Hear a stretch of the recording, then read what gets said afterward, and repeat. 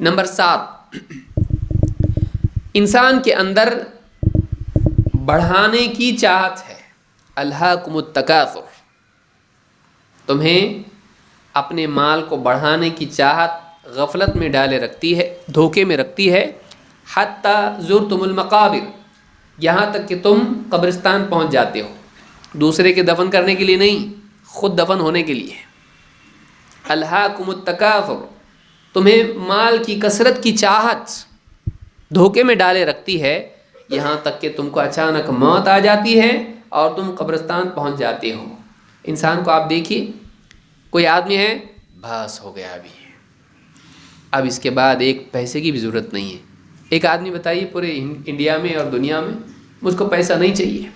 دنیا کی جتنے بلینئر، ملینئر، ملٹی بلینئر جتنے بھی ہیں، اتنا پیسہ ہے کہ کئی نسلیں ان کی کھا سکتی ہیں، لیکن ان کو آپ دیکھیے صبح سے شام تک 5 منٹ یہاں، 5 منٹ وہاں، 20 منٹ وہاں، 40 منٹ وہاں، ایک ایک منٹ کی قدر کرتے ہوئے پورا دن لگائے ہوئے ہیں، اور لوگوں کو ساری کمپنیاں سنبھالنے میں ٹائم جا رہا ہے۔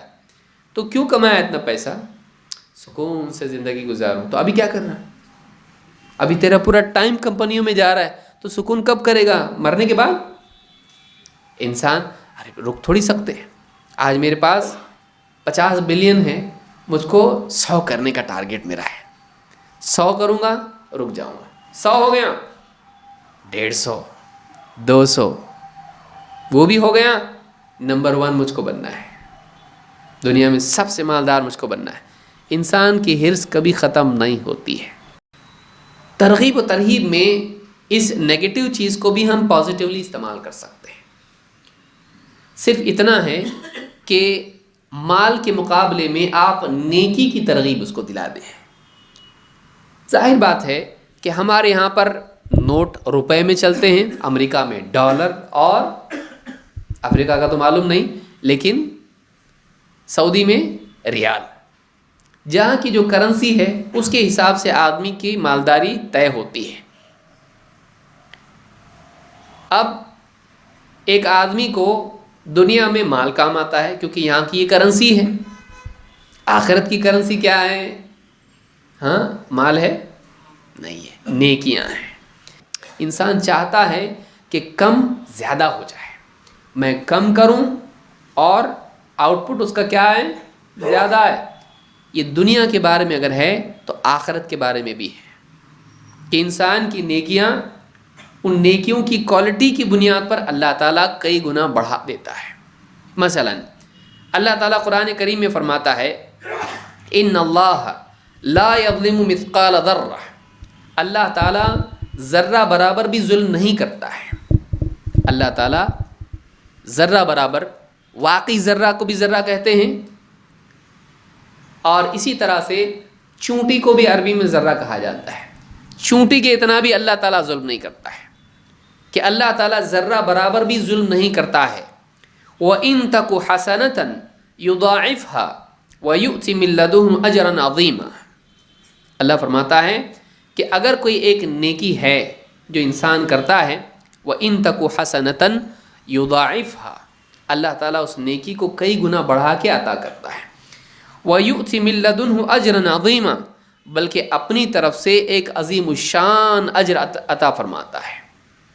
یہاں پر اللہ تعالیٰ نے بتلایا کہ اللہ تعالیٰ انسان کی نیکیوں کو بڑھاتا ہے۔ ایک نیکی اللہ کے پاس بھیج دو، اللہ تعالیٰ اس کو ملٹیپلائی کرتا ہے۔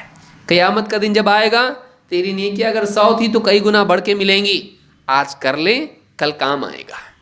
وہاں جب جائے گا آخرت میں، آخرت کی نعمتوں کو پانے کے لیے پیسہ نہیں ہے، وہاں کی نعمتوں کو پانے کے لیے نیکیاں ہیں۔ تو تیری جنت کا جو لیول تیرا ہوگا وہ تیری نیکیوں کی بدولت اور اس کی بنیاد پر تجھ کو ملے گا۔ آج تیرے پاس نیکیاں ہونی چاہیے، تھوڑی نیکیاں چھوٹی جنت، اس سے زیادہ نیکیاں ٹھیک ہے وہ بھی جنت، اعلیٰ نیکیاں بہت زیادہ نیکیاں اونچی جنت۔ تو جس لیول کی تیری نیکیاں ہوں گی، جتنا تو خرچ کرنے کے لیے تیار ہے، اس لیول کی سوسائٹی میں تجھ کو فلیٹ ملے گا۔ جنت میں اس درجے کا محل تیرا ہوگا جس درجے کی نیکیاں تیرے پاس ہیں. تو یہ تیری کرنسی ہے جنت پانے کے لیے. اللہ کے نبی صلی اللہ علیہ وسلم کی ایک حدیث دیکھیے، آپ کیسے ترغیب دے رہے لوگوں کو نیکی کرنے کی. آپ کہتے ہیں ان اللہ کتب الحسنات والسیئات ثم بین ذلک. اللہ تعالیٰ نے نیکیوں کو لکھ دیا اور برائیوں کو لکھ دیا. ثم بین ذلک، اللہ نے خود لکھ دیا یہ اچھا یہ برا، یہ اچھا یہ برا. اچھے اور برے کی تمیز کس نے رکھی؟ اچھا کیا اور برا کیا ہے؟ جس کو اللہ اچھا کہے وہ اچھا، جس کو اللہ برا کہے وہ برا. مالک کون ہے؟ اللہ. بہت سارے لوگ سمجھ نہیں پاتے ہیں. بعض اوقات سوچتے ہیں سود میں برا کیا ہے؟ سود بھی تو پیسہ ہے، اور تجارت میں جو پروفٹ ہے وہ بھی تو پیسہ ہے. تو اگر یہ بڑھ کے آتا ہے تو اچھا، اور وہ بڑھ کے آتا ہے تو برا. اگر انسان کو تجارت میں نفع ہوتا ہے، کئی بڑھ کے آتا ہے، تجارت میں آپ نے ڈالا پیسہ اور بڑھ کے آیا، وہ اچھا. سود آپ نے کسی کو قرض دیا اور آپ اس سے سود لے رہے ہیں، بڑھ کے آ رہا، وہ برا. کیسے؟ یہ بھی پیسہ وہ بھی پیسہ، یہ بھی بڑا وہ بھی بڑا. تو یاد رکھیں کہ آخری بات یہ ہے کہ اللہ جس کو اچھا کہے وہ اچھا، اللہ جس کو برا کہے وہ برا. کیوں ایسا؟ ایسا کیوں؟ اللہ مالک ہے. اللہ تعالی مالک ہے. کس کا؟ ہمارا. کون؟ ساری دنیا کا. یہ پوری دنیا اللہ کی، آسمان و زمین اللہ کے. یہاں جو بھی چاہے قانون اللہ بنائے، جو بھی چاہے قانون اللہ بنائے. آپ دیکھیے کمپنیوں کے اندر یہ کپڑے پہن کے آنے پڑیں گے، اسکول کے اندر کمپنیوں کے اندر اتنے بجے آنا پڑے گا، موبائل باہر رکھنے کا ہے نا.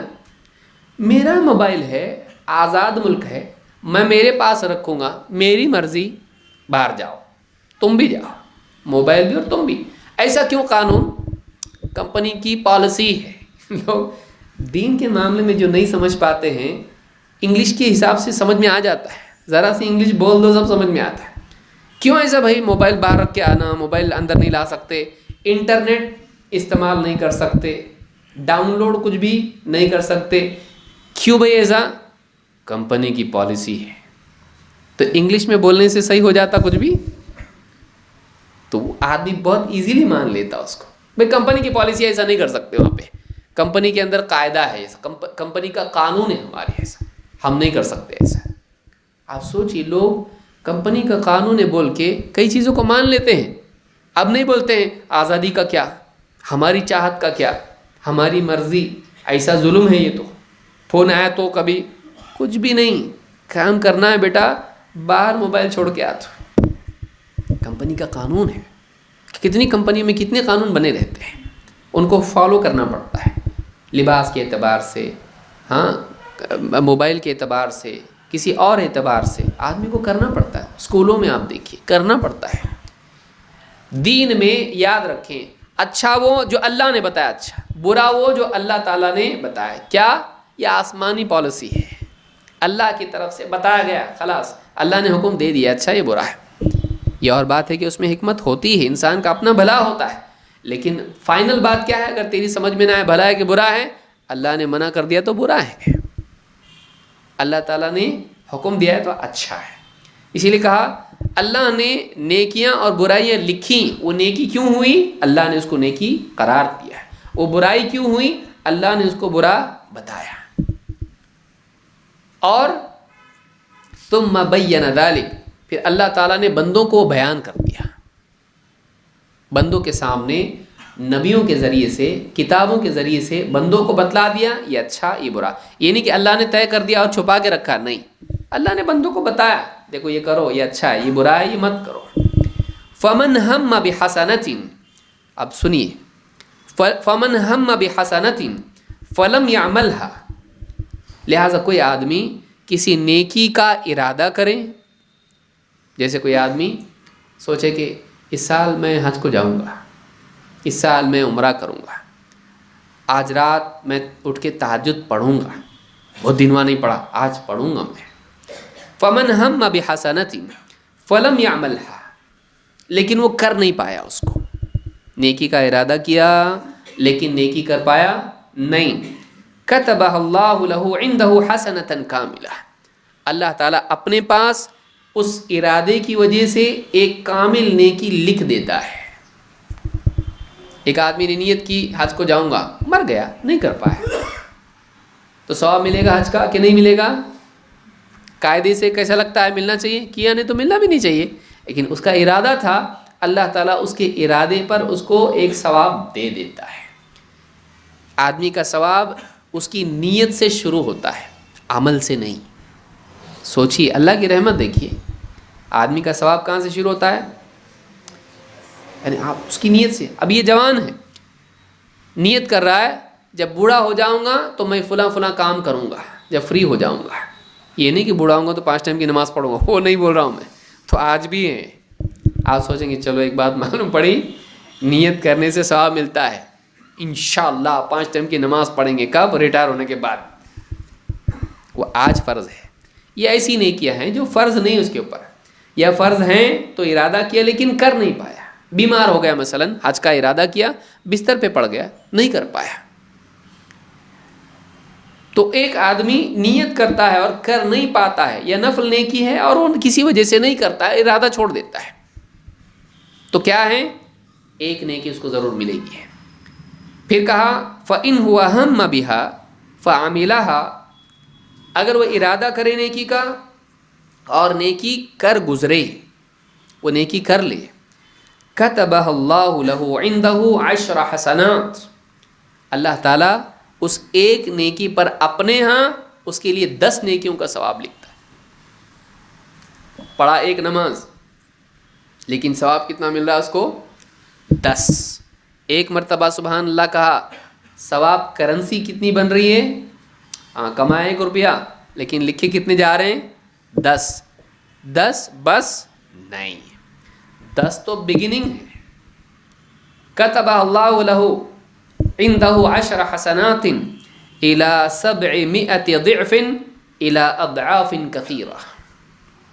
یہ بہت اہم حدیث ہے کہ اللہ تعالیٰ اس ایک نیکی پر اپنے ہاں کم سے کم 10 نیکی سے لے کر 700 نیکیوں تک ثواب لکھ دیتا ہے، بلکہ اس سے بھی کئی گنا زیادہ. معلوم یہ ہوا کہ نیکیوں کے لکھنے کی کوئی حد نہیں ہے. ایک نیکی اگر کرتا ہے منیمم کتنا ملے گا؟ 10. اور ایوریج کے حساب سے جنرل قانون کتنا ہے؟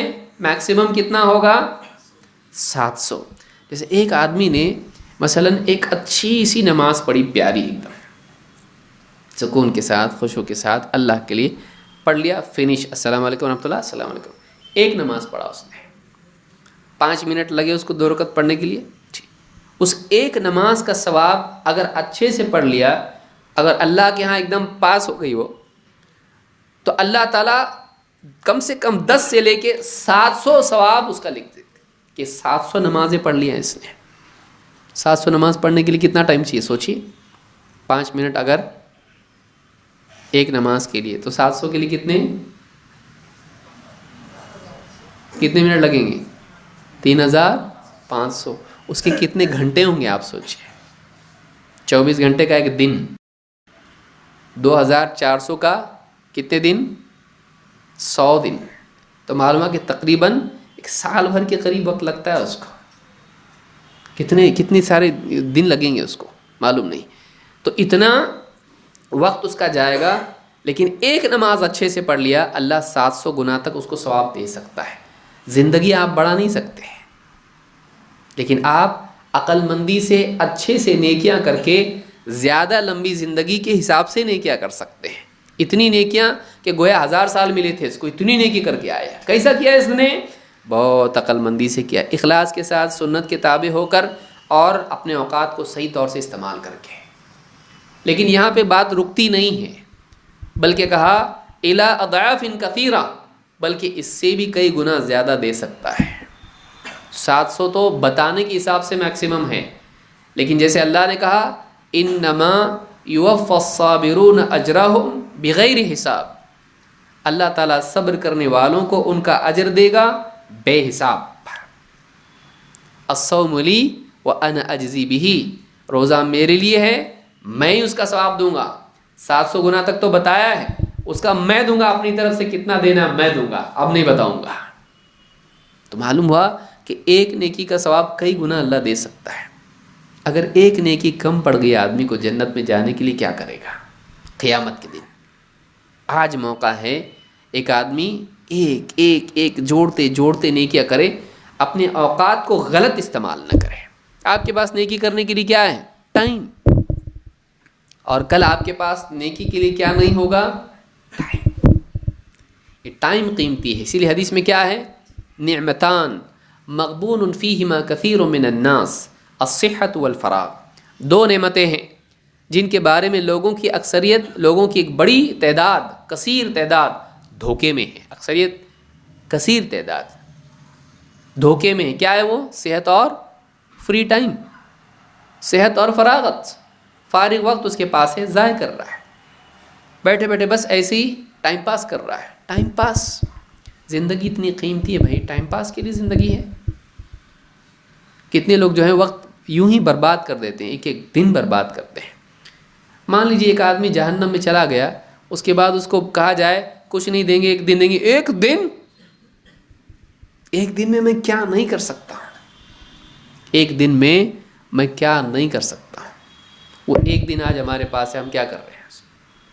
وہی دن اگر ایک جہنمی کو مل جائے تو، جو ہمارے پاس آج ایک دن ہے وہی ایک جہنمی کو مل جائے تو کیا کرے گا؟ کتنا کچھ نہیں کرے گا. توبہ کرے گا، نماز پڑھے گا، ذکر کرے گا، ساری نیکیاں کر لے گا، سب سے معافی شافی کر لے گا، سب سے اپنے غلطیوں کی معافی مانگ لے گا. تو ایک دن بہت قیمتی ہے، وقت ضائع نہ ہو. یہ زندگی بہت قیمتی ہے، اپنے ایک ایک منٹ کو صحیح استعمال کرنا چاہیے. تو یہاں پر حدیث میں، یہ بخاری مسلم کی حدیث ہے، اس میں اللہ کے نبی صلی اللہ علیہ وسلم نے بتلایا کہ اگر آدمی ایک نیکی کرتا ہے تو اللہ تعالیٰ اس ایک نیکی کے بدلے میں اس کو کئی گنا ثواب عطا کرتا ہے. تو یہ جو زیادتی کا شوق انسان کو ہے، جو روپے کے بارے میں ہے، وہ نیکیوں کے بارے میں اس کو اسی کو ڈائیورٹ کر دیا جائے تو وہ آدمی عمل پر آئے گا، اور اس کو ہر دن میں لگے گا آج میں کتنی نیکیاں کر سکتا ہوں، زیادہ سے زیادہ آج کما لوں تو میرا دن جو ہے کامیاب ہو جائے گا. میں اتنی نیکیاں کروں کہ میرا آج کا دن کا کوٹا پورا ہو جائے. ایسا نہ ہو کہ میری نیکیاں آج کم ہوں. ہر آدمی تاجر آپ دیکھیے شام کو پورا حساب کرتا ہے، کتنا پیسہ آیا، کتنا گیا.